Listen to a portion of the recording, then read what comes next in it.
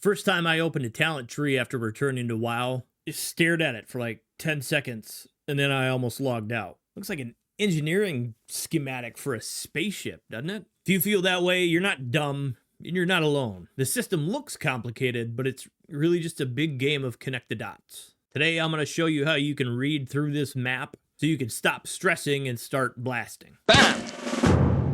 All right, so let's simplify this mess. Currently, and moving into the Midnight expansion, you're essentially juggling 3 trees. So on the left, these are your class talents. These are the basic spells and abilities, the talents that stay the same for your class, regardless of if you're healing, tanking, or DPSing. Think of this as like your survival kit. These are always going to be the same for that class, regardless of the spec you choose. Now on the right are your spec talents.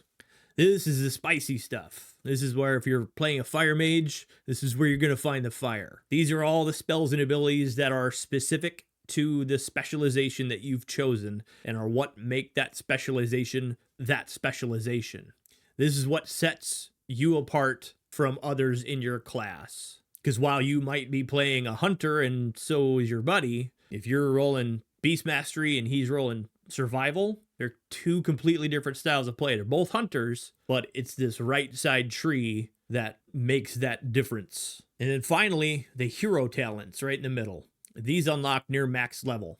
The hardest part here isn't earning them, it's picking what you want. You generally have 2 choices, and then you'll eventually learn all of the hero talents within that center tree. So don't sweat about, oh, which one should I pick now, or should I? You're going to get them all, just like Pokemon. But the vibe is what you're looking for here. It's kind of like, for hunters, do you want to be a pack leader and have a zoo, or do you want to have a mood disorder and be a dark ranger? Both are cool. Both do some pretty decent DPS. Just pick one, whichever one works for you. I've been playing pack leader forever. I know it's not the meta, and I'm getting out DPS'd in any of the raids I go on, not by much, but dark ranger to me, it doesn't feel right. The rotation doesn't work for me. So I roll pack leader because that's what's fun for me. Okay, so before you start clicking and picking, we need to learn the language of the shapes. It's basic geometry. You've got squares and circles. Squares are active abilities or spells.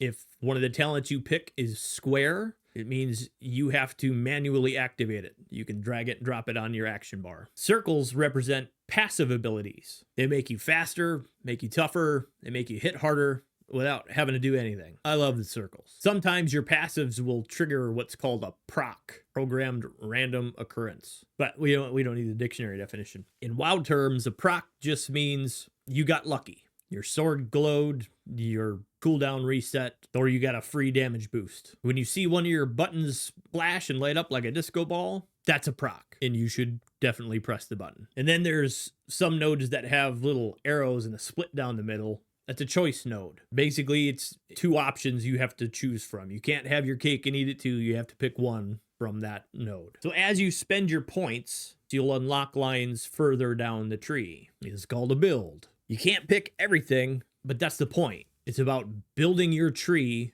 finding your tools, the right tools for the job. And don't get stressed about picking the wrong ones, because you can always come back in here and change them. It takes hardly any time at all, and it doesn't cost you a thing to change them either.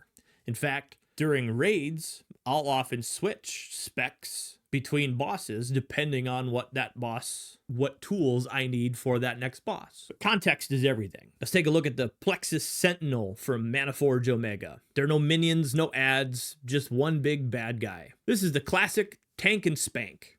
In this fight, an AOE build is pretty much useless. There's nothing else to spank, just him. Okay, that sounded weird, but you get it. A single target build for a single target boss. Now you compare that to Soulbinder Nazrindi. There are ads all over this fight. So if you bring a single target build here, you're going to have a bad time. With the Soulbinder, you want cleave and AoE as much as you can, so you can hit everything all at once. And moving into Midnight, we're also getting what are called Apex Talents. Basically, 3 huge power spikes added to the mix. It adds flavor, but it also adds a little more pressure for you to choose correctly. But here's the honest truth. You don't need to be a mathematician to do this correctly. If you want to understand the why of what you're picking, read the tooltips, go online. Icy Veins has a great guide for all of this stuff. And if you want to just play without the anxiety of having to pick the right spec tree or whatever, go to Icy Veins, go to Wowhead, so go to Archon, because you can copy their raid builds and import them